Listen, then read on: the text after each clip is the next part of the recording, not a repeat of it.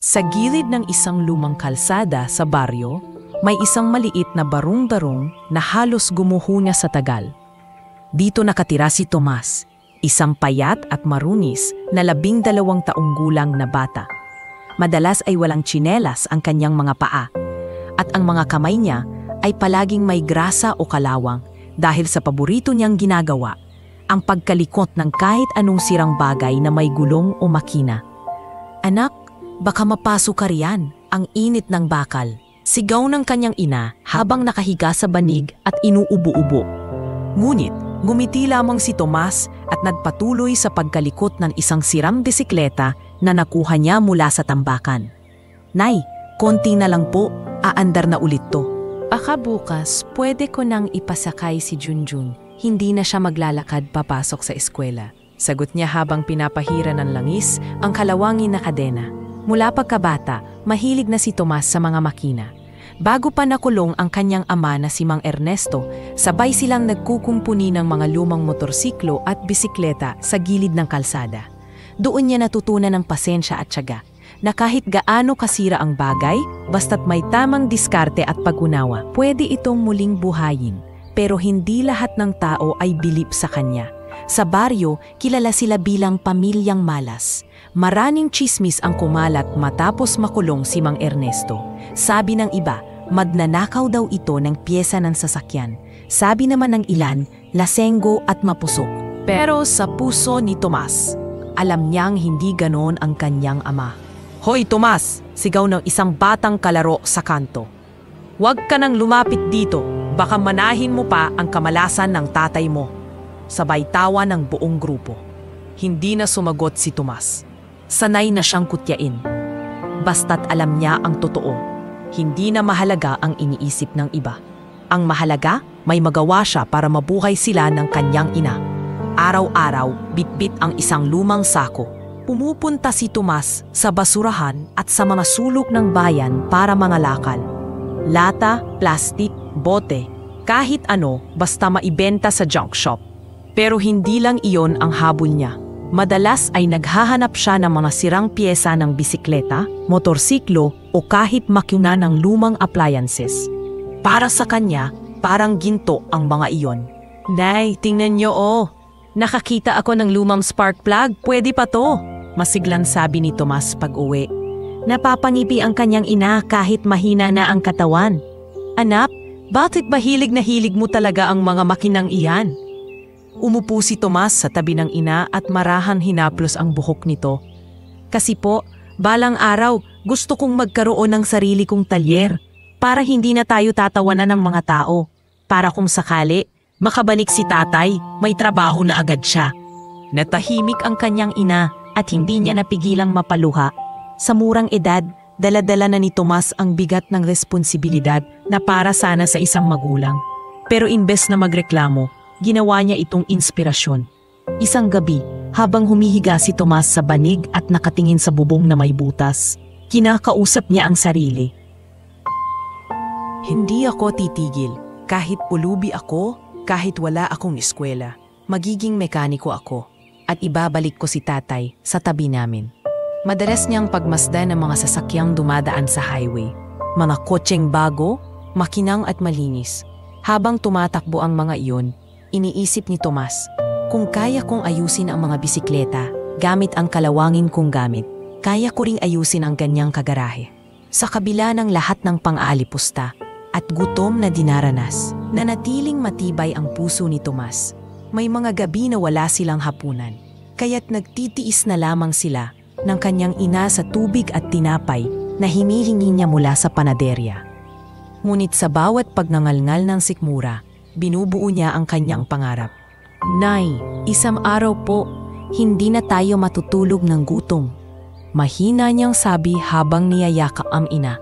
At sa murang edad, pinatunayan na ni Tomas na hindi hadlang ang kahirapan para mangarap. Ang bawat bote at basurang kanyang pinupulot, bawat grasa sa kanyang kamay, at bawat pagod na lakad mula sa junk shop ay hindi lang para mabuhay. Ito'y hakbang palapit sa kanyang pangarap na maging mekaniko at sa muling pagkabuo ng kanilang pamilya. Sa dilim ng gabi, Tanging pangarap at determinasyon ang ilaw na mayroon si Tomas. Ngunit hindi niya alam, darating ang panahon na ang hilig niyang ito sa mga makina ang magbibigay daan para mabago ang takbo ng kanyang buhay at pati na rin ng kanyang amang matagal nang nakakulong. Madalas ikwento ni Tomas sa kanyang ina ang mga naaalala niyang sandali kasama ang kanilang ama. Bago pa ang lahat ng trahedya, isa si Mang Ernesto sa mga pinakamagaling na mekaniko sa kanilang bayan. Hindi siya mayaman, ngunit kilala siyang tapat at marunong makisama. Sa tuwing may sirang motorsiklo o jeep, siya ang tinatawag. Ngunit isang gabi, biglang nagbago ang lahat.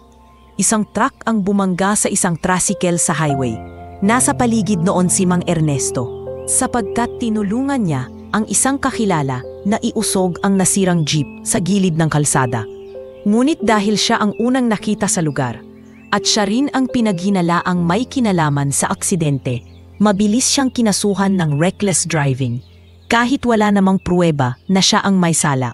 Hindi po ako ang may hawak ng manibela, hindi po ako ang nagmaneho.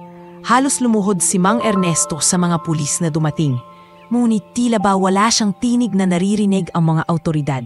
Sa halip, ikinulong siya agad para imbestigahan. Kinabukasan, umiyak si Tomas nang makita niyang may posas na naatali sa mga kamay ng kanyang ama. "Tay!" sigaw niya habang hinahabol ang pulis na naglalakad. Wala pong kasalanan si tatay, hindi po siya. Lumapit ang isang pulis at itinulak siya palayo. "Bata, umuwi ka na lang, huwag ka nang makisawsaw dito." Sa likod ng barandilya, mumiti si Mang Ernesto kay Tomas. "Anak, huwag kang mag-alala, hindi ako natatakot. Basta alagaan mo ang nanay mo, ha?" Ngunit sa mga araw na lumipas, lalo lamang lumubha ang sitwasyon. Walang abogadong gustong tumulong dahil alam nilang wala silang pambayad.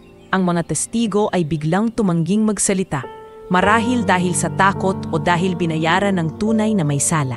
"Ernesto," sabi ng isang kapitbahay nang minsang bumisita sa kulungan, "magtatawad ka na lang at umamin.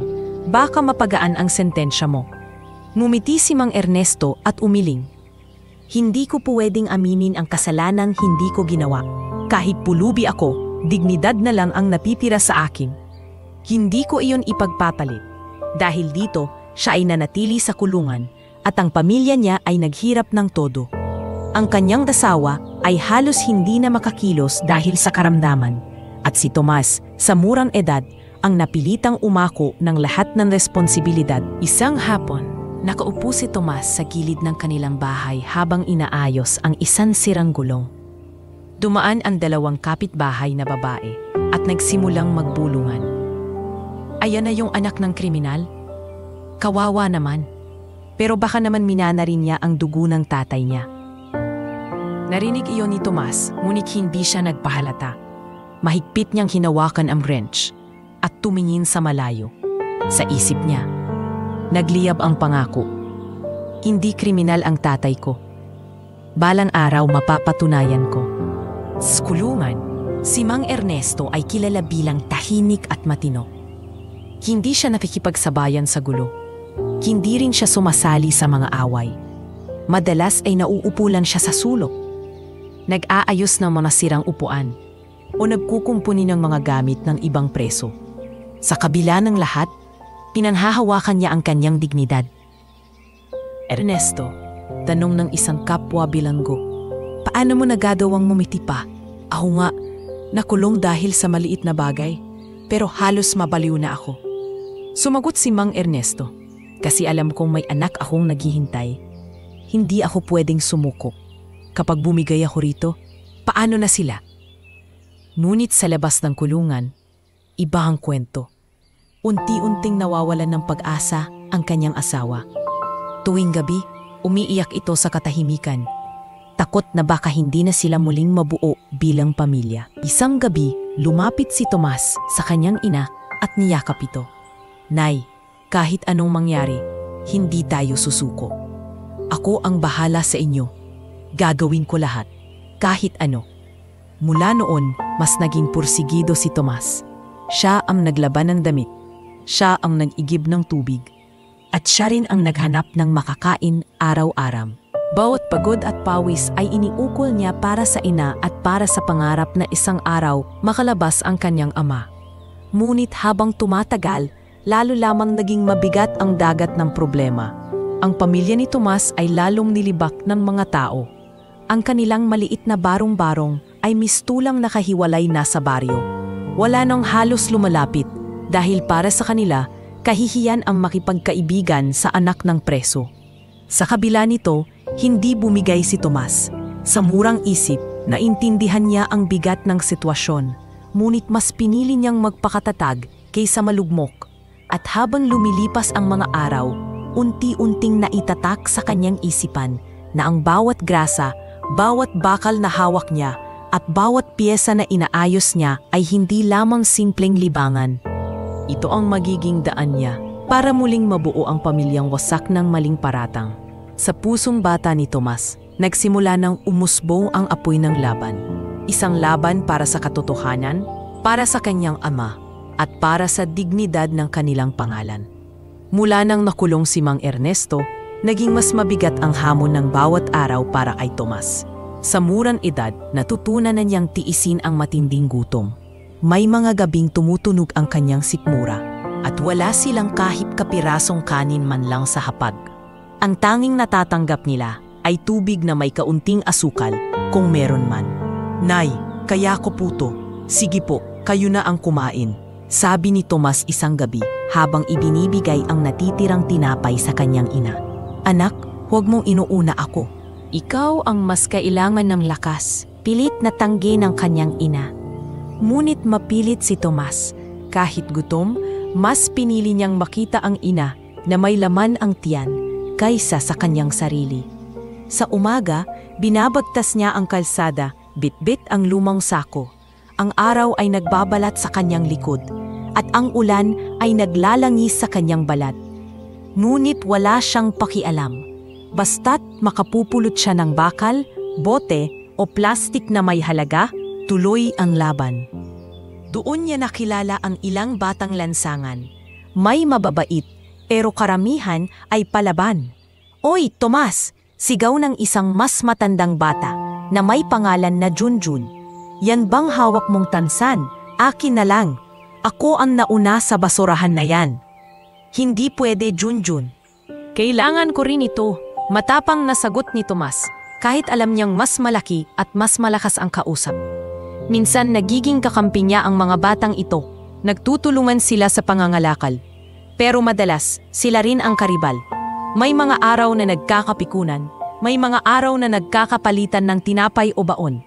Sa gitna ng hirap, natutunan ni Tomas kung paano makisalamuha, kung kailan lalaban, at kung kailan dapat magbigay. Habang lumilipas ang panahon, mas lumala ang kalagayan ng kanyang ina. Dahil sa kakulangan ng pagkain at gamot, palagi na itong inuubo at nilalagnat. Isang hapon, habang pauwi si Tomas mula sa junk shop, nadatnan niya ang kanyang ina na nakahiga at tila walang lakas bumangon. "Nay, ano pong nangyayari?" Tarantang tanong niya habang ibinababa ang sako. "Anak, huwag kang mag-alala, pagod lang ako." Mahina nitong sagot, ngunit halata ang bigat ng sakit sa katawan. Doon napagtanto ni Tomas na hindi sapat ang kanyang ginagawa. Hindi lang basta pagkain ang kailangan nila. Kailangan nila ng mas matibay na pagkukunan ng kabuhayan. Minsan, sa tuwing naglalakad siya pauwi, humihinto siya sa gilid ng kalsada para pagmasdan ang mga nakaparadan sasakyan. May mga jeep na luma at pudpud ang gulong, may mga kotse na hindi na pinapansin ng may-ari, at may mga motorsiklo na iniwan na lang sa tabi ng kalsada. Hinahaplos niya minsan ang kalawangin na bakal at iniisip, "Kung may sarili lang akong talyer, kaya kong ayusin lahat ito. At hindi na tayo maghihirap ni nanay." Isang araw, nakakita siya ng sirang motorsiklo na iniwan sa gilid ng eskinita. Lumapit siya at sinimulang usisain. Habang iniikot-ikot ang manibela, napansin niyang may luwag ang kadena at pudpud ang spark plug.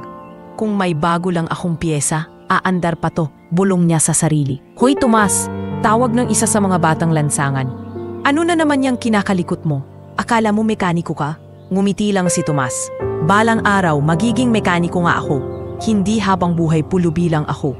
Napailing ang batang iyon at umalis. Pero si Tomas ay hindi natingad. Sa bawat sirang sasakyang, nakikita niya Nakikita niya rin ang sarili, sugatan, madungis, pero may pag-asa pang tumakbo kung mabibigyan ng pagkakataon. Sa gabi, habang nakahiga sa banig, nagkwento siya sa ina tungkol sa kanyang pangarap. Nay, kapag lumaki ako, gagawa ako ng sarili kong talyer. Hindi lang basta talyer, kundi yung makakatulong din sa ibang bata na katulad ko. Para hindi na sila mga lakal, para may trabaho sila. Mahina ngunit may halong ngiti ang sagot ng kanyang ina. Anak, hindi imposibleng mangyari yan, basta't huwag kang susuko. At mula noon, mas lumalim ang interes ni Tomas sa mga makina. Hindi lang siya basta bata sa lansangan, siya ay batang nangangarap. Sa kabila ng gutom, ulan at init ng araw, dala niya ang pag-asa na isang araw. Sa pamamagitan ng kanyang kakayahan, maililigtas niya hindi lamang ang kanyang ina, kundi pati na rin ang kanyang ama sa pagkakadusta ng lipunan. Sa bawat bakal na kanyang pinupulot, sa bawat sirang gulong na kanyang pinapanday, at sa bawat piraso ng grasa na dumikit sa kanyang kamay, tinatahi niya ang hinaharap na inaasam. Isang hinaharap na magpapatunay na ang batang pulubi ay hindi mananatiling alipin ng kalye, kundi magiging tao ring may dangal, pangarap at kinabukasan. Isang umaga na tila karaniwan lamang sa baryo, biglang nag-iba ang ihip ng hangin. Ang mga tao ay nagkumpulan sa kalsada, nagsisiliparan ang mga usyosong mata, at naririnig ang malalakas na bulungan. Isang konvoy ng mamahaling kotse ang dahan-dahang pumasok sa bayan. Mga makinang tila hinubog ng salamin, kumikinang sa ilalim ng araw. Si Don Ricardo yon, bulalas ng isang tindera ng gulay sa palengke. Halos malaglag ang bitbit na basket. Ang pangalan ni Don Ricardo ay hindi bago sa mga tao. Kilala siya sa buong probinsya bilang isa sa pinakamayamang negosyante, tagapagmay-ari ng malalaking lupa, resort, at higit sa lahat, kolektor ng mga luxury cars na tanging nakikita lamang sa telebisyon. Ngunit higit sa lahat, kilala rin siya bilang taong hindi marunong ngumiti at walang malasakit sa mahihirap. Yan ang lalaking walang inatupag kundi kayamanan. Bulong ng isang matandang lalaki habang nakatanaw mula sa gilid ng kalsada. Ni piso, hindi magbibigay yan sa pulubi. Sa loob ng convoy, nakaupo si Don Ricardo sa kanyang itim na luxury car na may tinted windows. Ang kanyang presensya ay mabigat at ang tingin ng lahat sa kanya ay parang hari na bumaba sa bayan ng mga dukha. Samantala, si Tomas ay nakatayo lamang sa gilid ng kalsada. Bitbit ang lumang sako at pawisan mula sa pamumulot ng bote. Napatingin siya sa mga kotse na dumaraan at hindi niya napigilang mamangha. Ang bawat linya ng kotse, ang bawat ugong ng makina ay parang musika sa kanyang pandinig. Ang gaganda, bulong niya sa sarili, habang pinagmamasdan ang convoy. Ngunit agad din siyang sinamaan ng tingin ng ilang tao. "Hoy, Tomas!" sigaw ng isang ale. "Huwag ka nang tumingin-tingin dyan. Hindi para sa'yo yung mga kotse na yan." Napayuko si Tomas, ngunit hindi niya tinanggal ang pagkakatitig. Para sa kanya, hindi lang basta kotse ang nakikita niya. Para sa kanya, iyon ang representasyon ng pangarap, isang bagay na imposible, pero hindi kailanman mali para asamin. Pagdating ni Don Ricardo sa bayan, agad siyang nagtungo sa isang malaking warehouse na dati iginagamit bilang garahe ng lumang bus company. Doon niya ipinalagay ang ilan sa kanyang mga luxury cars na kailangang ayusin. "Magpatawag kayo ng pinakamagagaling na mekaniko rito sa bayan," utos niya sa kanyang mga tauhan. "Ayoko ng palpak, hindi po pwedeng basta-basta lang ang mga makinan ito." Agad namang nagsidatingan ang mga mekaniko mula sa iba't ibang bayan. May mga dala silang mamahaling tools, may suot pang uniforme na tila ba gustong ipakitang sila'y eksperto. Ngunit nang isa-isang suriin ang mga kotse ni Don Ricardo, wala ni isa sa kanila ang nakahanap ng solusyon. Ang ilan ay nagkamali ng diagnosis, ang iba na may umabot sa puntong muntik masira palalo ang makina. "Pwe, mga sinungaling na mekaniko," sigaw ng isa sa mga tauhan ni Don. Puro yabang pero walang alam. Maging si Don Ricardo ay napailing at nagngalit ang mga ngipin. "Pinagbayad ko kayo para saan?" Sa labas ng warehouse, naroroon si Tomas. Hindi siya dapat nandoon, ngunit kuryosidad ang nagtulak sa kanya. Sinilip niya ang mga nakaparadang sasakyan, at gaya ng inaasahan, kumabog ang puso niya. Para bang naririnig niya ang mga kotse na sumisigaw ng tulong, Sa isip ni Tomas, kung ako lang sana ang makakalapit, baka kaya kong subukan. Hindi man ako eksperto, pero naiintindihan ko ang wika ng makina. Ngunit alam niyang imposibleng mangyari iyon. Sino ba siya? Isang batang pulubi, marungis at pausan. Walang kahit anong kasangkapan, maliban sa ilang kalawangin niyang gamit. Hoy, datang pulubi! Singhal ng isang gwardiya nang makita siyang nakasilip. Lumayas ka riyan, baka mapagkamalan kang magnanakaw. Nagulat si Tomas at agad na tumakbo palayo. Ngunit bago siya umalis, muling nilingon niya ang mga kotse at ibinulong sa sarili. Darating ang araw, ako rin ang mag-aayos sa inyo. Sa gabing iyon, umuwi si Tomas sa kanilang barong-barong. Nakita niyang muli ang kanyang ina na nakahiga at tila lalong mahina.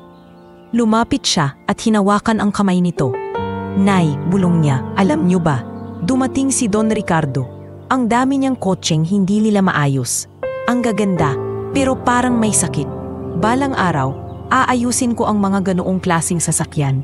At kapag nagawa ko yun, ibabalik ko si tatay sa atin.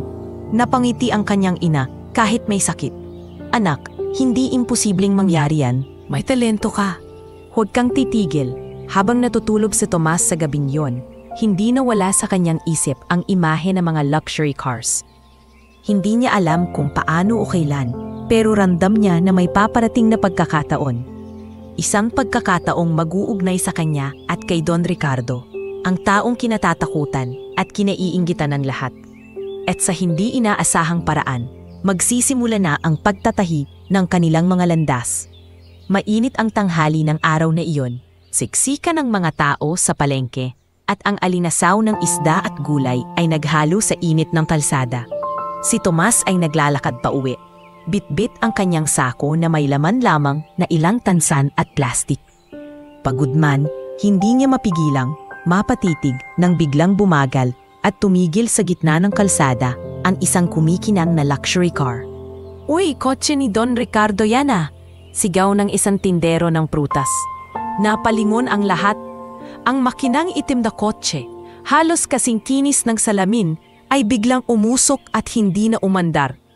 Ang mga gulong nito ay nagmistulang haligi sa gitna ng kalsada at naging sanhi pa ng mahabang trapiko. Sayang milyon-milyon ang halaga, pero biguring pala. Tawa ng isang lalaking nagbubuhat ng sako ng bigas. Anong silbi ng mamahaling kotse kung hindi rin tatakbo? Dagdag ng isa, ang mga tao ay nagkumpol sa paligid.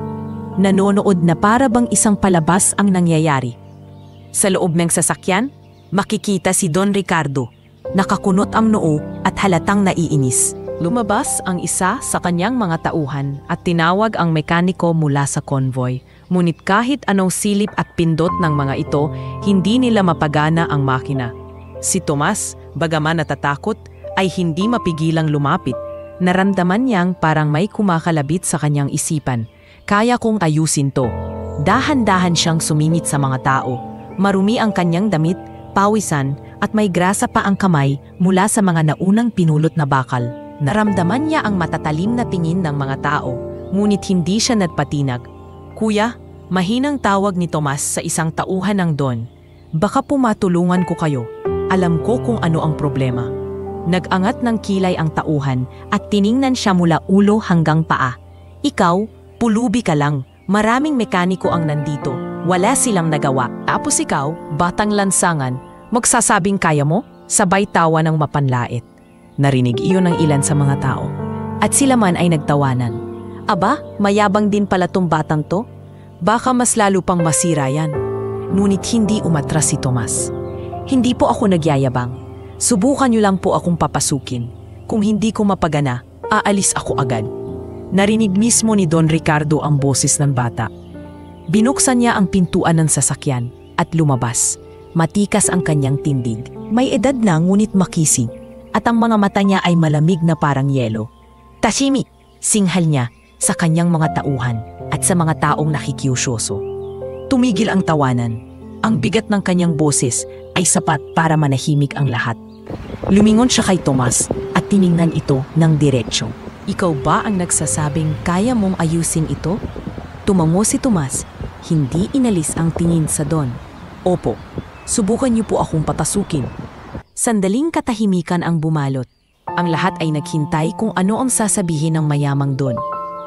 Tao ka lang sa kalsada, marumi, dugyot, walang pinag-aralan. Ano ang alam mo sa makinang ito na hindi alam ng mga mekanikong binayaran ko ng milyon?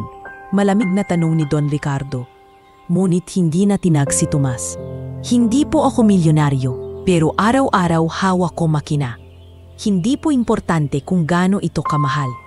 Ang makina, pareho lang ng prinsipyo. Kaya kong subukan. Napataas ang kilay ng Don. Sa unang pagkakataon, nakaramdam siya ng kakaibang kumpiyansa mula sa isang bata. Isang kumpiyansang hindi nagyayabang kundi matatag at totoo. Ang mga tao sa paligid ay nagbulungan muli. Ang ilan ay hindi makapaniwala sa tapang ng bata. Ngumiti ng pilit si Don Ricardo. Isang meeting may halong pang-uuyam. Sige, papasukin niyo siya. Tignan natin kung anong kayang gawin ng isang pulubi.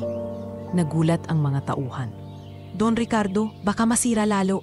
Walang kaso, putol ng Don. Gusto kong makita kung hanggang saan ang yabang ng batang ito. Unti-unting lumapit si Tomas sa harap ng kotse. Ramdam niya ang bigat ng lahat ng matang nakatingin sa kanya. Naroon ang pangungutya, ngunit naroon din ang pag-aabang. Isa itong pagkakataon, hindi lamang para sa kanya, para sa pamilya niya. Habang inilalapat niya ang kanyang kamay sa kapote ng kotse, napalunok siya at nagbulong sa sarili. Para sa iyo, tatay. Para sa ating lahat. At sa unang pagkakataon, nagtagpo ang mundo ng batang pulubi at ng mayanang Don Ricardo. Isang pagtitipon na magbabago ng takbo ng kanilang mga buhay. Nakaharap si Tomas sa kumikislap na kotse ni Don Ricardo. Hawak-hawak ang simpleng gamit na dala niya araw-araw, isang kalawangin na wrench at isang sirang pliers na ipinamana pa sa kanya ng kanyang ama bago makulong.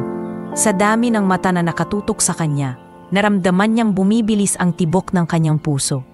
Ngunit sa halip na umurong, mas tumatag ang kanyang loob. Bakit ka ba nagpupumilit, bata? Malamig na tanong ni Don Ricardo. Nakahalokip-kip habang nakatayo sa tabi ng kanyang mamahaling sasakyan. Anong kapalit kung sakaling totoong ang kaya mong ayusin to? Huminga ng malalim si Tomas. Pinunasan niya ang pawis sa kanyang noo gamit ang maruming braso. Palayain niyo po ang tatay kong nakakulong. Hindi po siya kriminal. Mali ang paratang sa kanya. Kung paandarin ulit ang kotse ninyo, tutuparin niyo po ang hiling ko. Sandaling katahimikan ang sumunod, tila baga natigilan ang mga nakikinig, bago sumabog ang halakhakan mula sa mga bodyguard at tauhan ni Don Ricardo. Ha ha ha, narinig niyo yon? Sigaw ng isa. Pinalaya raw ang tatay niya kapalit ng pagkumpuni sa kotse. Ni hindi nga siguro marunong magbasa ng libro, tapos luxury car pa ang aayusin, dagdag ng isa pa. Pati ang ilang mga taong nanonood ay nagtawanan, hindi makapaniwala sa tapang ng bata. May mga nag-iling-iling at may mga nagbulong ng pang-alipusta. Ngunit nanatiling tuwid si Tomas. Inipigan niya si Don Ricardo ng diretsahan, hindi kumukurap. Sa kanyang mga mata, wala ni bahid ng takot, kundi pawang determinasyon lamang. Napakunot ang noo ng Don. Sanay siya na kapag nagsalita siya, lahat ay nanginginog sa harap niya. Pero ang batang ito, na isang pulubi lamang, tila ba hindi kayang yumanig ng kanyang presensya. Matapang ka, bata, marahang sabi ni Don Ricardo, may halong pang-uuyam. Pero baka nakakalimutan mo kung sino ako. Isa akong Don. Sanay akong sinusunod. Sanay akong hindi tinututulan. Hindi po kita tinututulan, sagot ni Tomas na buo ang loob. Pero ito lang po ang paraan na nakikita ko para mabawi ang tatay ko. Kung magkamali ako, wala po kayong mawawala. Pero kung tama ako, maibabalik sa amin ang haligi ng tahanan namin. Napatingin si Don Ricardo sa mga mata ni Tomas. Sa kabila ng murang edad at maruming anyo, nakita niya ang tapang na hindi niya nakikita kahit sa mga lalaking nakapaligid sa kanya. Isang tapang na wala sa posisyon o pera, kundi galing sa pagmamahal sa pamilya. Napailing ang Don at napangisi. Sige, wika niya. Halos mapalakas ang tinig. Subukan natin. Kung kaya mong paandarin itong kotse, gagamitin ko ang impluensya ko para pag-aralan ang kaso ng tatay mo. Pero kapag pumalpak ka, tumigil siya saglit. Tinitigan ng bata mula ulo hanggang paa. Ikaw ang mapapahiya. Ikaw ang pagtatawanan ng lahat. At baka pati ang tatay mo, lalo lang hindi makalabas sa kulungan. Muling nagtawanan ang mga tao. Ang mga bodyguard ay nagbiruan, mistulan nanonood ng palabas. Ayos to doon, pampalipas oras. Sabi ng isa, ngunit hindi na nakinig si Tomas. Ang tanging nasa isip niya ay ang pagkakataong ito. Maaaring ito na ang sagot sa lahat ng dasal niya. O maaaring ito na rin ang tuluyang pagkawasak ng kanyang pangarap. Lumuhod siya sa tabi ng kotse at marahang hinaplos ang kapote. Para bang nakikipag-usap sa isang lumang kaibigan. Kotse, tulungan mo ako dahil hindi lang buhay ko ang nakataya rito. Bulong niya sa sarili. Habang pinagmamasdan siya ni Don Ricardo, isang kakaibang damdamin ang umusbong sa loob ng matandang negosyante. Hindi niya alam kung inis ba iyon o kuryosidad. Pero isang bagay ang malinaw. Sa unang pagkakataon, nakatagpo siya ng isang bata na hindi natitinag sa kanyang presensya. Mga tao, utos ni Don Ricardo sa kanyang mga tauhan, bigyan ng daan ang batang to. Hayaan niyong hawakan niya ang makina. Pero Don, tutol ng isang makaniko. Walang pero, sinabi kong hayaan siya. At sa mismong oras na iyon, nagsimula ang laban ni Tomas. Hindi laban ng kayamanan, hindi laban ng kapangyarihan, kundi laban ng isang batang pulubi na naglakas loob hamunin ang isang milyonaryo, kapalit ng kalayaan ng kanyang ama. Sa gitna ng tawanan at taga-alipusta, ang mga mata ni Tomas ay nanatiling nakatutok sa makina. Para bang wala na siyang ibang naririnig, kundi ang tibok ng kanyang puso at ang timig ng kanyang pangarap. At doon, sa gitna ng init ng araw at harap ng daan, nagsimula ang kwento ng isang batang pulubi at ng isang Don. Isang kwento na magbubukas ng pinto sa mas malalaking laban na darating pa. Lumuhod si Tomas sa gilid ng sasakyan habang hawak ang lumang wrench at pliers na tila ba naglalaman ng lahat ng pag-asa niya para sa gabing iyon. Ang mga tao ay nag-aabang at ang ilan ay patuloy pa rin sa pagtawa. Hay naku, tingnan nyo yan, sabi ng isang mekanikong hindi makapaniwala. Wala man lang tamang gamit, tapos luxury car pa ang kakalikutin. Ngunit hindi nagtaapekto si Tomas. Dahan-dahan siyang dumapa at pumasok sa ilalim ng kotse. Ramdam niya ang init ng aspalto na dumidikit sa kanyang balat. Pero mas pinili niyang pagtuunan ng pansin ang makina. Anong ginagawa niya? Tanong ng isa sa mga bodyguard. Halatang natatawa. Baka naglalaro lang ng bahay-bahayan yan sa ilalim ng kotse? Biro ng isa pa. Ngunit si Tomas, seryoso. Pinakinggan niya ang makina, pinakiramdaman ang bawat ugong at sinipat ang mga tubo at kable. Lumapit siya sa gilid at sinilip ang spark plug, saka napakunot ang noo. Luma na pala, bulong niya. Hindi nag-aapoy ng tama. At ang hose may tagas. Hinugot niya mula sa kanyang bulsa ang ilang piraso ng goma at alambre na napulot niya noong nakaraang linggo. Para sa iba, basura lamang iyon. Pero para kay Tomas, iyon ang kanyang mga sandata. Habang abala siya sa ilalim ng kotse, ang mga mekaniko ay nagbubulungan. Hindi tama yung ginagawa niya. Imposibleng umandar ang makina gamit lang yan. Pero tingnan niyo, parang alam niya kung ano ang hinahanap niya. Pawisan na si Tomas, ngunit patuloy ang kanyang pagkalikot. Ginamit niya ang goma bilang pansara sa tumatagas na hose at ang alambre bilang pansuporta sa maluwad na bahagi ng makina. Tila ba may sariling kaalaman ang kanyang mga kamay dahil bawat galaw ay tiyak at hindi nag-aatubili. Sa gilid, nakatayo si Don Ricardo, nakahalukip-kip at hindi maipinta ang mukha. May halong inis at kuryosidad. Kung palpak to, sisiguraduhin kong hindi na makikita pa ang batang yan. Bulong niya sa sarili. Ngunit sa loob-loob niya, hindi rin niya maipaliwanag kung bakit hindi niya mapigilan ang pagtingin sa bata. Makalipas ang ilang minuto, umusli mula sa ilalim ng kotse si Tomas. Basang-basa ng pawis ang kanyang mukha at ang kanyang mga kamay ay puno ng grasa. Tumingin siya kay Don Ricardo. Subukan niyo na po, Don. Napataas ang kilay ng Don. Ano? Tapos ka na agad? Tumango si Tomas. Opo, hindi ko man po naayos ng terpekto dahil kulang ang gamit ko, pero sisiguruhin ko pong aandar na ulit ito. Nagbulungan ang mga tao. Ang ilan ay natawa palalo. Ang iba naman ay hindi makapaniwala. Don, huwag niyo nang sayangin ang oras niyo. Sabi ng isang mekaniko. Paano aandar yan gamit lang goma at alambre? Ngunit kahit may alinlangan, sumakay si Don Ricardo sa loob ng sasakyan. Saglit siyang napatitig kay Tomas na nakatayo sa gilid. Saka marahas na pinihit ang susi. Vroom! Umugong ang makina. Malakas, malinaw at tila ba muling nabuhay mula sa pagkakatulog. Napatingin ang lahat, napatigil ang mga bunganga at ang mga taong kanina'y tumatawa ay biglang natahimik. Nanlaki ang mga mata ng mga mekaniko. Imposible, bulong ng isa. Ginamit lang niya yung mga kalat na piraso pero gumana? Si Don Ricardo mismo ay napatulala.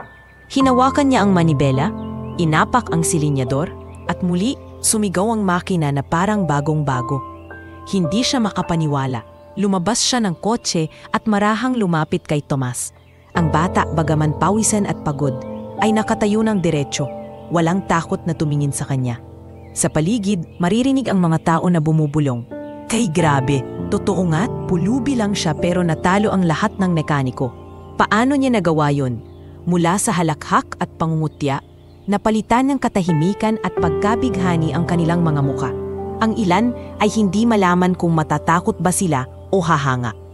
Si Don Ricardo, na kanina'y puno ng yabang at manlilipak, ngayon ay hindi alam ang sasabihin. Sa kanyang dibdib, may kakaibang kaba na matagal na niyang hindi naramdaman. Bata, mahinang sabi niya, halos pabulong. Sino ka ba talaga? Ngunit hindi sumagot si Tomas. Tumingin lamang siya ng diretsyo at marahang nagsalita. Sabi ko po sa inyo, kaya ko at tatay ko ang kapalit. At sa mismong sandaling iyon, nayanig ang mundo ng lahat ng nakasaksi. Hindi lamang dahil muling umandar ang mamahaling sasakyan, kundi dahil isang batang pulubi ang nakipagsugal ng kanyang kapalaran at nagtagumpay. Matapos umandar ang mamahaling sasakyan, bumalot ang katahimikan sa paligid. Ang mga tao na kanina'y nagtatawanan ay tila napipi, hindi makapaniwala sa nasaksihan. Ang isang pulubi, gamit lamang ang mga lumang piyesa at kalawangin na gamit, ay nagawa ang bagay na hindi kayang gawin ng mga bayarang mekaniko. Nakatingin lamang si Don Ricardo kay Tomas, hawak ang baba na parabang may iniisip na malalim. Sa unang pagkakataon, hindi siya nagsalita agad. Ang malamig niyang titig ay tila sinusuri ang kaluluwa ng bata. Sa loob-loob niya, nag-aalab ang dalawang damdamin, inis dahil siya'y tila napahiya at paghanga dahil hindi maipaliwanag kung paanong nagawa ito ng batang marungis sa lansangan. Don, basad ng isang tauhan. Ano pong gagawin natin sa bata? Ibinaling ni Don Ricardo ang tingin kay Tomas. Bata, pinangako mo na paandarin mo ang kotse kapalit ng tatay mo at pinatunayan mong kaya mong gawin. Saglit siyang tumigil. Saka nagsalita ng mas malinaw. Ayokong sumira ng salita. Magsisimula na akong kumilos. Nanlaki ang nakamata ni Tomas. Tatalaga po? Tutulungan niyo po si tatay? Tumango si Don Ricardo, bagaman baka sa boses niya ang pilit na tono. Oo, hindi ko alam kung anong meron ka, pero may pangako akong tinupad. Kinabukasan, isang mamahaling sasakyan ang huminto sa harap ng kulungan, kung saan nakakulong si Mang Ernesto. Bumaba mula roon ang isang matikas na abogado, dala-dala ang mga papel. Isa itong kilalang abogado sa lungsod, isa na kayang baliktarin ang isang kaso kung gugustuhin. Mr. Ernesto, bati ng abogado sa ama ni Tomas. Ako ang naatasang kumatawan sa inyo. May nagpadala sa akin, si Don Ricardo. Nagulat si Mang Ernesto. Hindi siya makapaniwala. Don Ricardo? Bakit siya? Numiti lang ang abogado. Ang mahalaga, may pagkakataon na po kayong lumaban. Magsimula na tayo. Dinala ng abogado ang lahat ng ebidensya na dati hindi nabibigyan ng pansin. Pinuntahan ang mga testigo at ipinakita ang mga detalyeng matagal nang tinatago ng mga may kasalanan. Lumabas na hindi si Mang Ernesto ang tunay na responsable, kundi ang isang lasing na driver ng truck na binayaran para manahimik. Makalipas ang ilang buwan ng paglilitis, pumutok ang balita. Si Mang Ernesto pinalaya. Tumakbo si Tomas papasok sa korte, habang naninilid ang luha sa kanyang mga mata. Tay! Sigaw niya, at agad na yumakap sa kanyang ama. Anak, nanginginig na boses ni Mang Ernesto. Paano mo nagawa to? Huminga ng malalim si Tomas. Ay, tinupad ko lang po ang pangako ko sa inyo. Hindi ako tumigil. Ang buong baryo ay hindi makapaniwala. Ang batang madalas nilang kutyain, tinawag na anak ng kriminal, na yun ay siya mismong dahilan kung bakit napatunayang inosente ang kanyang ama. Mula sa mga mapanghusgang mata na palitan ng paghanga at bulungan ng milagro. Si Tomas, yung pulubi, siya ang nagligtas sa ama niya, sabi ng isang tindera. Paano niya nagawa yun? Isang bata lang siya, tugon ng isa. Ngunit kahit malinis na ang pangalan ng kanyang ama, hindi natapos ang kwento ni Tomas doon. Sa halip, doon pa lamang nagsisimula ang mas mabigat na laban. Pag-uwi nila sa kanilang barong-barong, magkahawak ang kamay ni na Tomas, ng kanyang ina at ni Mang Ernesto. Ngunit kahit nakangiti, halata ang bigat sa kanilang mga mata. Anak, wika ni Mang Ernesto, utang ko sa iyo ang kalayaan ko. Pero huwag mo isipin na dito natatapos ang lahat. Mas lalo tayong magiging tampulan ngayon. Maraming maiinggit, maraming maninira. Tumingin si Tomas sa kanyang ama at mariing tumango. Alam ko po, Tay, pero hindi na ako natatakot. Kung nagawa ko pong patunayan ang katotohanan, kaya ko pa pong harapin ang mga susunod. Sa sumunod na mga araw, maraming tao ang lumapit kay Tomas at sa kanyang pamilya. Ang ilan ay humingi ng tawad dahil sa mga panungutya noon. Ngunit may ilan ding hindi pa rin makapalagpas. Mga matang nanunuya at mga bibig na nagbubulong ng panibagong intriga. Ngunit si Tomas, bagaman bata, ay hindi na tulad ng dati. May bago na siyang lakas. Ang lakas ng isang batang napatunayan na kahit pulubi, may kakayahang baguhin ang tadhana ng kanyang pamilya. Sa isang sulok, habang pinagmamasdan niya ang kanyang ama na muling nakaupo sa kanilang lumang upuan, nagpaikot ng turnilyo gamit ang kanyang mga kamay. Lihim na napangiti si Tomas. Balang araw, Tay, bulong niya sa sarili. Hindi lang kotse ang aayusin ko.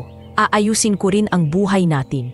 At sisiguraduhin kung hindi na tayo muling babagsak. Ngunit sa likod ng lahat ng tagumpay na iyon, unti-unti nang nabubuo ang mga bagong pagsubok na kailangang harapin ni Tomas. Mga pagsubok na mas mabigat, mas masakit, at higit na magtutulak sa kanya upang patunayan kung sino nga ba siya sa mundong puno ng pagkukunwari at kahirapan. Pagkalipas ng ilang linggo, mula nang makalaya si Mang Ernesto, unti-unting bumalik sa normal ang kanilang buhay, ngunit hindi pa rin maitatangking puno ito ng kahirapan. Oo, malaya na ang haligi ng kanilang tahanan, ngunit wala silang pera, wala silang maayos na bahay, at wala pa ring tiyak na kabuhayan. Ang mga basurang dati pinupulot ni Tomas ay hindi na ganoon kalaki ang naitutulong, sapagkat 3 na ulit silang kailangang pakainin. Anak, wika ng kanyang ina isang gabi habang nakahiga sa banig, mahina ang boses. Salamat sa lahat ng ginawa mo, pero hindi mo dapat akuin lahat. Napakabata mo pa. Umiling si Tomas at marahang hinawakan ang kamay ng kanyang ina. Nay, wala pong bata-bata sa hirap. Kailangan ko po kayong tulungan. Kailangan ko ring tulungan si tatay. Kumiti ang kanyang ama, ngunit halata ang bigat sa dibdib nito. Kung may maayos lang sana akong trabaho, hindi ka na mahihirapan, anak. Ngunit iyon ang masakit na katotohanan. Kahit malinis na ang pangalan ni Mang Ernesto, hindi na siya ganoon kadaling tanggapin sa trabaho. Maraming tao pa rin ang may alinlangan at ang mga tsismis ay hindi agad nawawala. Samantala, ang kanyang ina ay lalo pang nangihina. Madalas ay inuubo, may lagnat at hindi na halos makabangon. Lalong tumindi ang responsibilidad na nakaatang sa murang balikat ni Tomas. Isang hapon, muling dumating si Don Ricardo sa kanilang baryo. Ang kanyang konvoy ng mamahaling kotse ay muling nagpagulo sa paligid. Ang mga tao ay nagsidumog at nagtakbuhan ang mga usisero. Tinawag si Tomas ng isa sa mga tauhan. Bata, pinapatawag ka ng Don. Nagulat si Tomas, ngunit agad na tumalima. Pagdating niya sa harap ng mayamang negosyante, nakita niya itong nakaupo sa loob ng garahe na ipinatayo malapit sa bayan. Doon nakapila ang ilan sa kanyang mga luxury cars, kumikislap sa ilalim ng ilaw. Bata, malamig na wika ni Don Ricardo. Hindi kita makalimutan mula noong araw na inayos mo ang sasakyan ko. Wala pang ibang nakagawa noon. Tahimik lang na nakinig si Tomas, marahang nakatayo, halos mailang sa mga nakapaligid na tauhan. Gusto kitang kunin, mula ngayon, magtrabaho ka sa garahe ko. Gusto kong makita kung hanggang saan ang kakayahan mo. Napasingkap si Tomas, hindi niya akalaing aabot sa ganito. Ngunit agad niyang naisip ang magiging tingin ng mga tao. Don, mahinang sagot niya. Hindi po ako sigurado. Baka isipin ng mga tao na sunod-sunuran lang ako sa inyo. Natawa ng mapait si Don Ricardo. Anong pakialam mo sa iniisip ng mga tao? Bata, wala silang silbi sa'yo. Ang kailangan mo ay buhayin ng pamilya mo. O baka naman gusto mo manatili sa kalsada, mga lakal hanggang sa mabulok. Napayo ko si Tomas.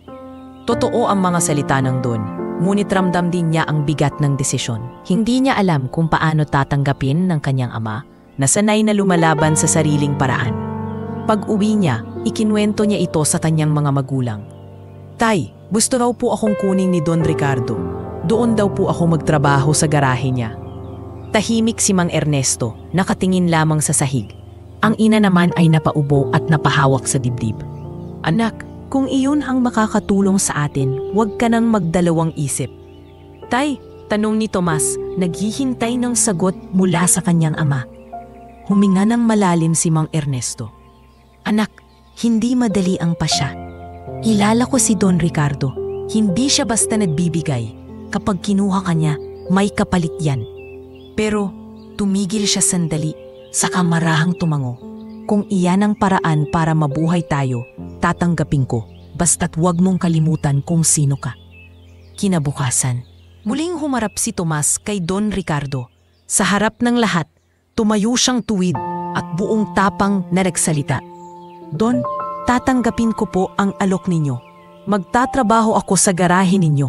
Pero hindi bilang sunod-sunuran, kundi bilang mekanikong gagawin ang lahat ng kaya ko. Napangisi si Don Ricardo, may halong pagtataka at paghanga sa determinasyon ng bata. Sige, tingnan natin kung hanggang saan ang kayang gawin ng isang batang pulubi. At mula noon, nagsimula na ang panibagong kabanata sa buhay ni Tomas. Isang bagong pagsubok na mas matindi kaysa sa lansangan, sapagkat hindi na lamang gutom at ulan ang kanyang kakaharapin, kundi ang pride, inggit, at matinding tukso ng mundong hindi siya sanay pasukin. Sa unang araw ni Tomas sa garahe ni Don Ricardo, ramdam niya agad ang bigat ng mga matang nakatitig sa kanya.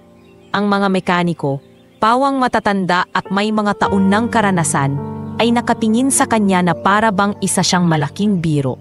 Anak ng pulubi, dito sa garahe natin, bulong ng isa habang nakataas ang kilay. Kung hindi dahil kay Don, hindi makakapasok yan dito. Sagot naman ang isa, sabay tawa. Tahimik lang si Tomas, marahang inayos ang maliit na kahon ng kanyang mga lumang gamit. Kitang-kita ang kalawang at gasgas sa mga iyon, kumpara sa makikinis at bago pang kagamitan ng ibang mekaniko. Hoy bata! Tawag ng isa, si Arturo, ang pinakamatagal ng mekaniko sa garahe. Alam mo ba kung anong hawak mo? Para kang naglalaro ng laruan? Dito, hindi pwedeng palpak. Kapag sumablay ka, sisira ka ng milyon. Tumango lang si Tomas, hindi nagpaapekto. Opo, pero kahit po lumang gamit ang hawak ko, sisiguraduhin kong hindi ako mapapalpak. Nagtawanan ang mga mekaniko, para bang isang biro ang batang nasa harap nila.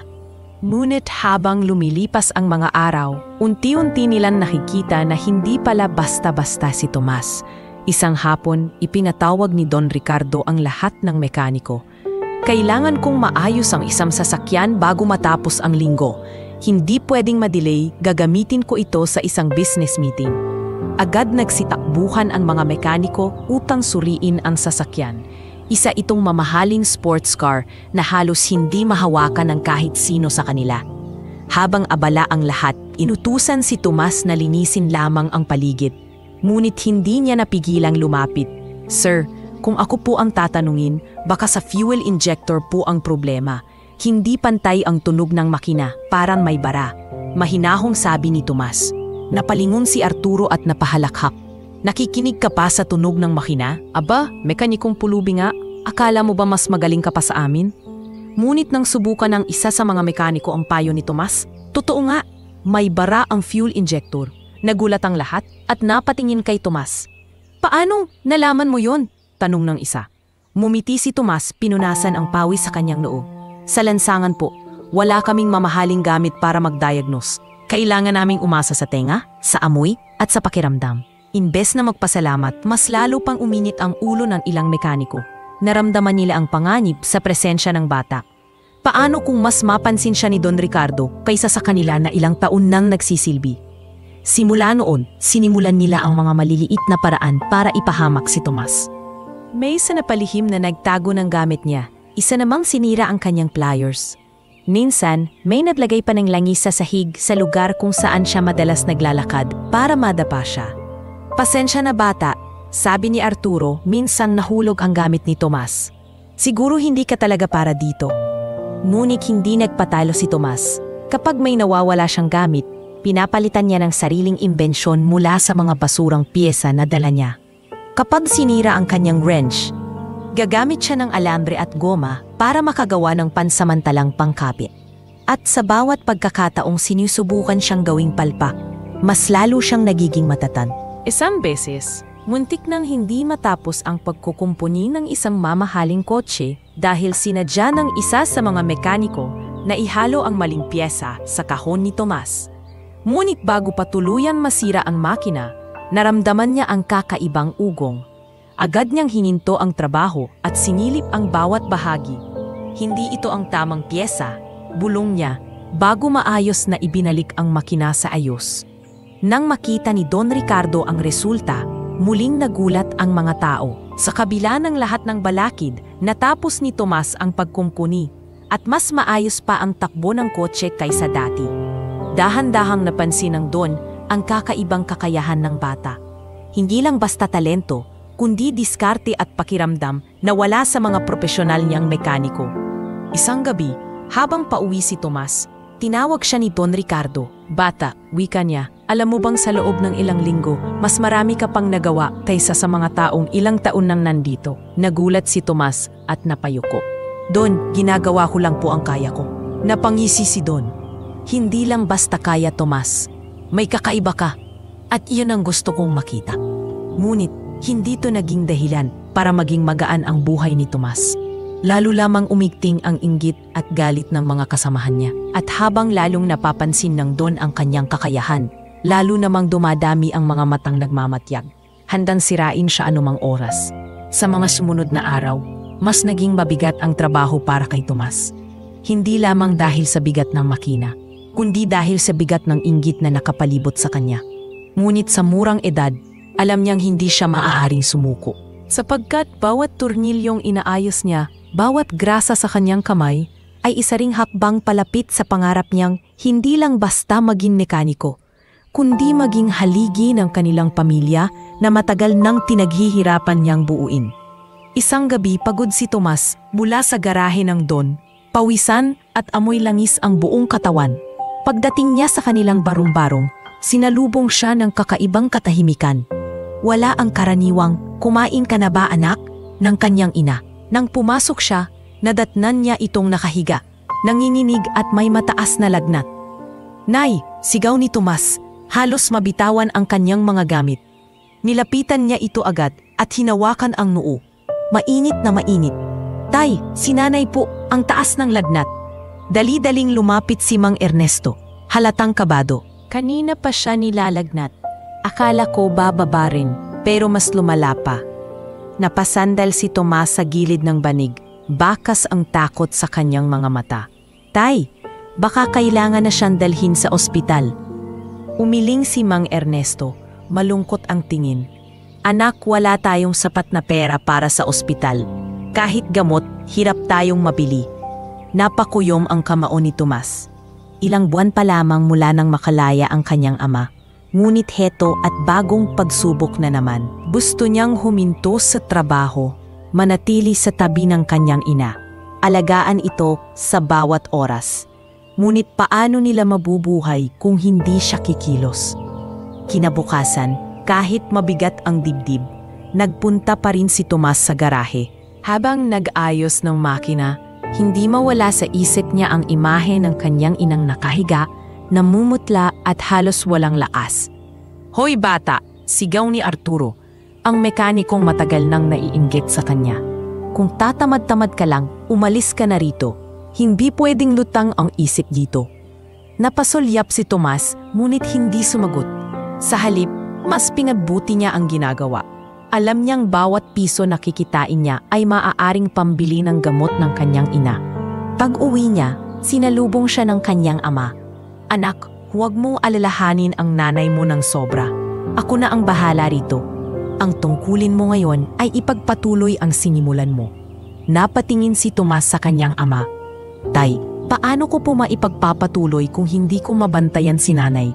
Paano kung hindi niya na ituloy ang sasabihin? Mahigpit na hinawakan ni Mang Ernesto ang balikat ng anak. Tomas, huwag kang matakot.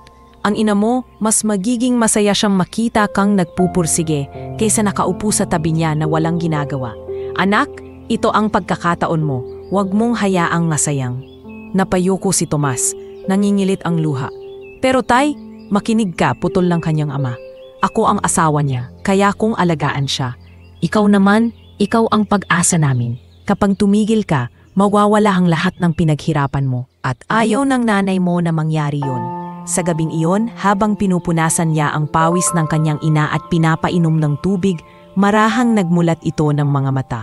Anak, mahinang wika nito. Nay, wag na kayong magsalita. Magpahinga lang po kayo, sagot ni Tomas, nanginginig ang boses. Ngumiti ang kanyang ina. Pilit na iniunat ang kamay upang haplusin ang pisngi ng anak. Anak, kahit anong mangyari, huwag kang titigil sa pangarap mo. Nakita ko kung gaano ka lumalaban.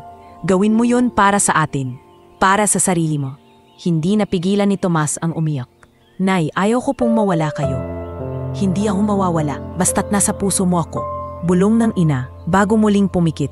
Mula noon, nag-iba ang sigla ni Tomas sa trabaho. Oo, pagod siya at gabi-gabi ay inaalala niya ang kalagayan ng kanyang ina, ngunit ginamit niya itong inspirasyon.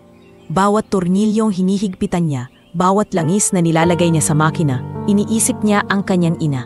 Para sa iyo ito, Nay, bulong niya tuwing matapos ang isang sasakyan. Sa garahe, unti-unti ring napapansin ni Don Ricardo ang kakaibang determinasyon ng bata. Habang ang iba ay nagtatrabaho para sa sweldo, si Tomas ay tila nagtatrabaho para sa isang mas malalim na dahilan. Kahit pagod na pagod, hindi umaalis hanggat hindi na isasakto ang lahat. Kahit inaapi ng ibang mekaniko, hindi siya natitinag. Minsan lihim na pinagmamasdan siya ni Don Ricardo mula sa kanyang opisina sa garahe. Nakita niya kung paanong pinupunasan ni Tomas ang pawis gamit ang aruming braso, habang patuloy na nakayuko sa makina. May kakaiba sa batang ito. Isang apoy na matagal nang hindi niya nakikita sa kahit sinong tao. Ngunit sa kabila ng lahat ng ito, hindi nawala ang kaba sa dibdib ni Tomas. Sa bawat umuwing gabi, lagi siyang umaasang makikita ang kanyang ina na nakangiti at bumubuti ang pakiramdam. Ngunit sa bawat araw na lumilipas, lalong humihina ito. At sa puntong iyon, tuluyan nang nagdesisyon si Tomas. Hindi siya susuko.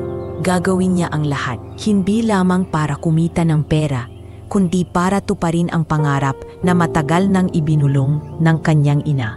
Ang makita siyang matagumpay, kahit nagsimula silang walang-wala. Ang bawat ugong ng makina ay naging tinig ng kanyang ina. Ang bawat grasa sa kanyang kamay ay naging paalala ng kanyang mga pangako. At sa kabila ng takot na baka mawala ang taong pinakamahal niya, mas pinili niyang maging matatag. Dahil iyon ang huling bilin ng kanyang ina, ipagpatuloy ang laban hanggang dulo. Makalipas ang ilang linggo, isang balita ang kumalat sa bayan. Magkakaroon ng malaking kompetisyon ng mga mekaniko na sasalihan ng iba't ibang koponan mula sa iba't ibang lugar. Ang mga premyo ay hindi biro.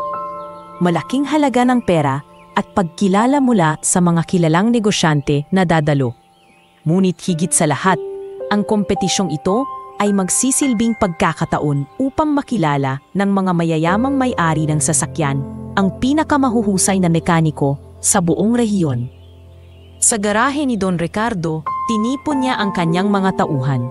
Ito na ang pagkakataon para patunayan kung sino ang pinakamagaling. Hindi ako papayag na hindi tayo manalo. Malamig niyan sabi habang nakatingin sa kanyang mga mekaniko. Nagbulungan ang lahat. Alam nilang ang kompetisyon ay matindi. Kailangan ng bilis, diskarte at matinding kaalaman sa makina. Isa-isa nang nagboluntaryo ang ilang veteranong mekaniko. Ngunit ikinagulat ng lahat nang biglang magsalita si Don Ricardo. Tomas, ikaw ang isasali ko. Parang binuhusan ng malamig na tubig ang buong garahe. Nagulat ang lahat, lalo na't ang mga matagal ng mekaniko na mas bihasa at may matataas na pinag-aralan sa kanilang larangan. Don, paano po yun? Bata pa siya! Wala siyang formal na training, mariing protesta ni Arturo. Tama yon, Don, dagdag ng isa.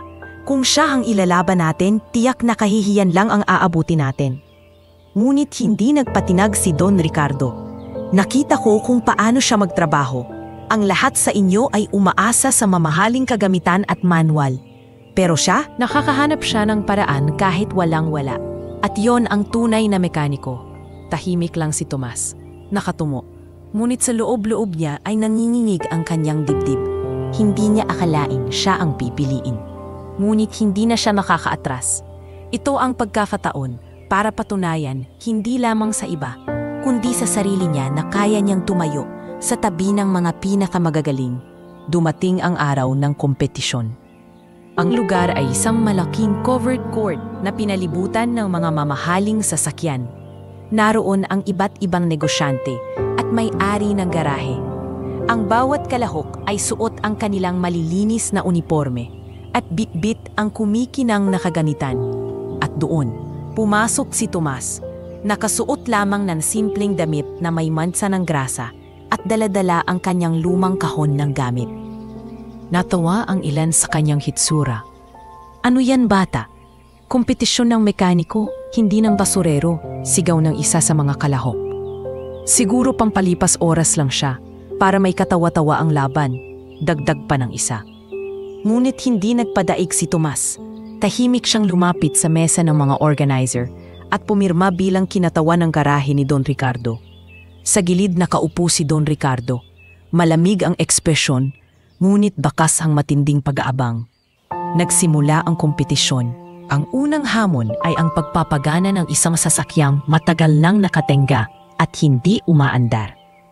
Ang iba't ibang koponan ay agad naglabasan ng kanilang mamahaling gamit. May computer diagnostic ang ilan, may kumpletong toolset ang iba. Si Tomas, walang iba kundi ang kanyang tenga, ilong at pakiramdam. Pinafinggan niya ang ugong ng paandarin ng mga hurado ang makina, siningot ang amoy ng usok at sinilip ang bawat koneksyon. Mali ang air intake system. Bulong niya sa sarili. Kumuha siya ng isang pirasong basahan at ginawang pansala. Gumamit siya ng alambre upang higpitan ang maluwag na tubo. Sa gilid, nagtatawanan ang mga kalaban. Basahan? Alambre? Diyos ko, anong klaseng mekaniko to? Ngunit makalipas ang ilang minuto, pinaandar ni Tomas ang makina. Vroom! Umugong ito na para bang matagal lang natulog. Ang mga hurado ay napatayo at ang mga manunood ay napanganga. Imposible, sabi ng isa sa mga hurado. Ang ginamit lang niya, piraso ng basahan at alambre. Ngunit hindi pa natatapos ang laban. May pangalawang hamon ang pagpapalit ng ilang piyesa ng makinas pinakamaikling oras. Ang mga veteranong mekaniko ay mabilis na kumilos gamit ang kanilang power tools. Si Tomas, gamit lamang ang kanyang kalawangin na wrench at pliers, ay dahan-dahan ngunit tiyak ang bawat galaw. Mas mabagal siya, bulong ng isa. Ngunit nang matapos, lumabas na mas maayos ang pagkakakabit ng mga piyesa ni Tomas, walang tagas at walang sablay. Sa huling bahagi, pinagawa sila ng isang disenyong makabago upang mapahusay ang performance ng makina. Dito, kinabahan si Tomas sapagkat wala siyang formal na edukasyon. Ngunit inalala niya ang mga taon sa lansangan, kung paano siya nakagawa ng mga sariling imbensyon gamit ang mga basurang pyesa. Kung sa lansangan ko kinayang buhayin ang sirang bisikleta gamit ang tansan at kawad, kaya ko rin dito, bulong niya sa sarili. Ginawa niya ang sariling bersyon ng improvised air filter gamit ang kombinasyon ng lumang tela, plastik at goma. Nang subukan ito ng mga hurado, nagulat sila. mas naging maayos ang takbo ng makina, mas tahimik at mas nakipid sa gasolina. At sa huli, ipinoplama si Tomas bilang kampeon ng kompetisyon. Tahimik ang mga mekaniko na kanina lamang ay nagbubulungan at tumatawa. Ang mga hurado at negosyante ay nagsipalakpak at ang ilan ay lumapit pa upang makipagkamay kay Don Ricardo. Hindi ko akalaing ganito kagaling ang bata ninyo, sabi ng isa. May hinaharap siya sa industriyan ito. Dagdag pa ng isa. Ngumiti si Don Ricardo, ngunit bakas ang kakaibang kislap sa kanyang mga mata habang nakatingin kay Tomas. Hindi lang siya basta bata. Siya ang makanikong magpapabago sa lahat.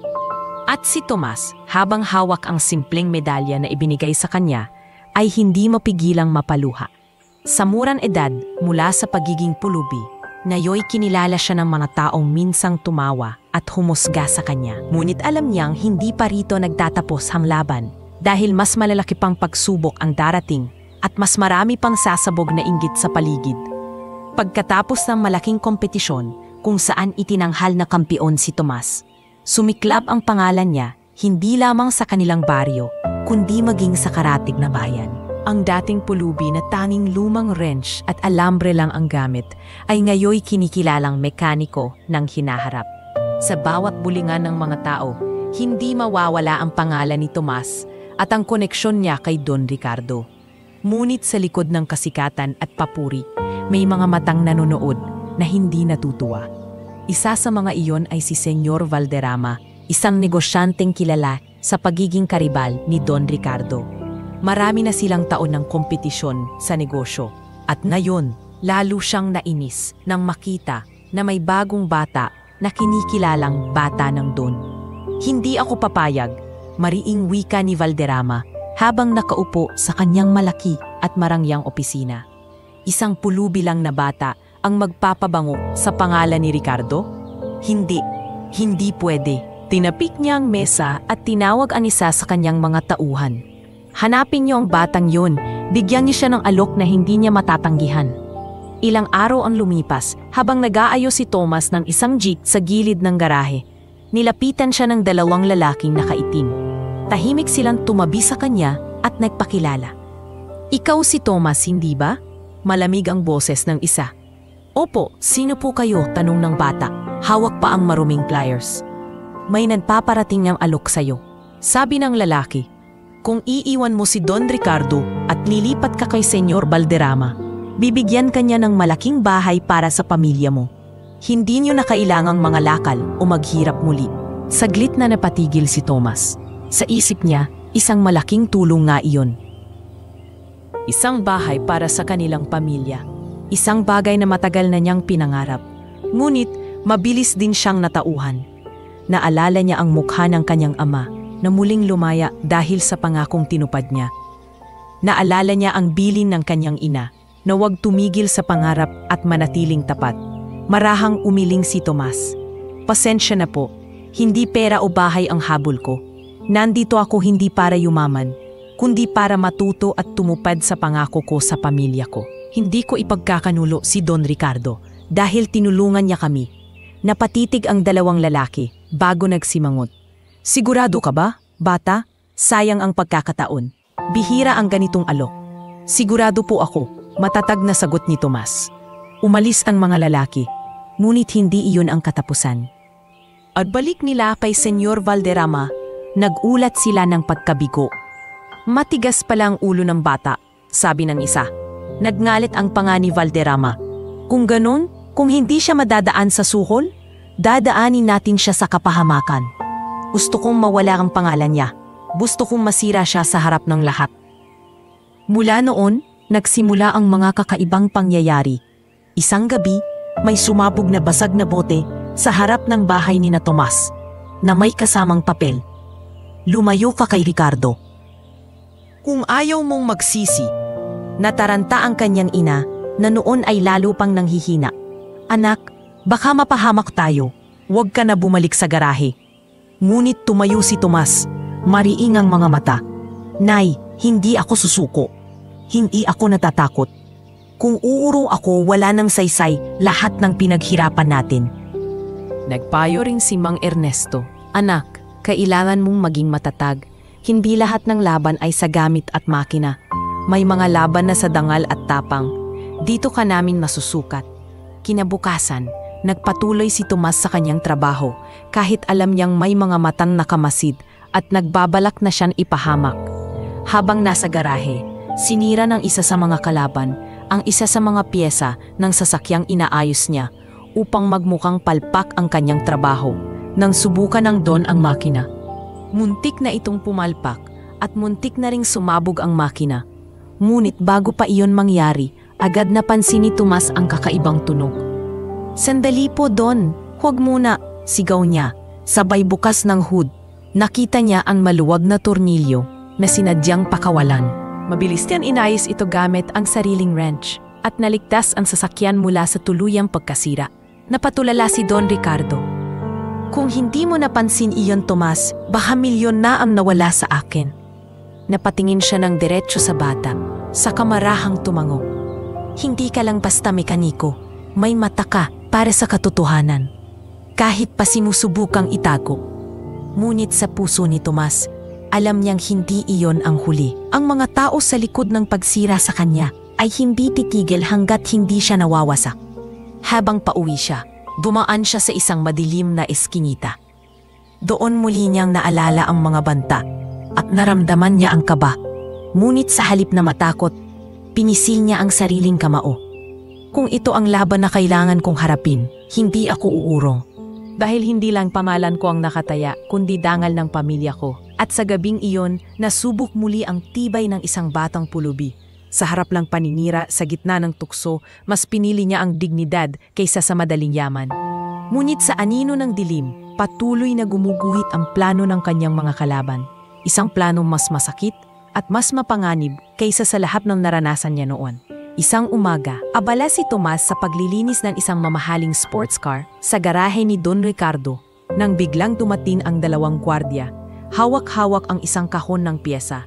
Halata sa kanilang mukha ang galit at panunumbat. "Hoy bata!" sigaw ng isa. "Anong ginagawa nito sa ilalim ng higaan mo?" Nagulat si Tomas. Nang buksan ang kahon, nakita ng lahat na puno ito ng mamahaling piyesa na ginagamit lamang para sa mga luxury cars ng Don. Hindi sa akin yan!" kulat na sabi ni Tomas. Agad nagkagulo sa garahe. Lumapit si Arturo, ang mekanikong matagal nang naiinggit sa kanya, at nagkunwaring nagulat. "Aba, Tomas, hindi ko akalaing magnanakaw ka. Akala ko pa naman ipinagmamalaki ka ng Don." Nagbulungan ang mga mekaniko. Pulubi pa rin pala talaga. Kahit saan ilagay, ugali ng magnanakaw ang manginibabaw. Dumating si Don Ricardo.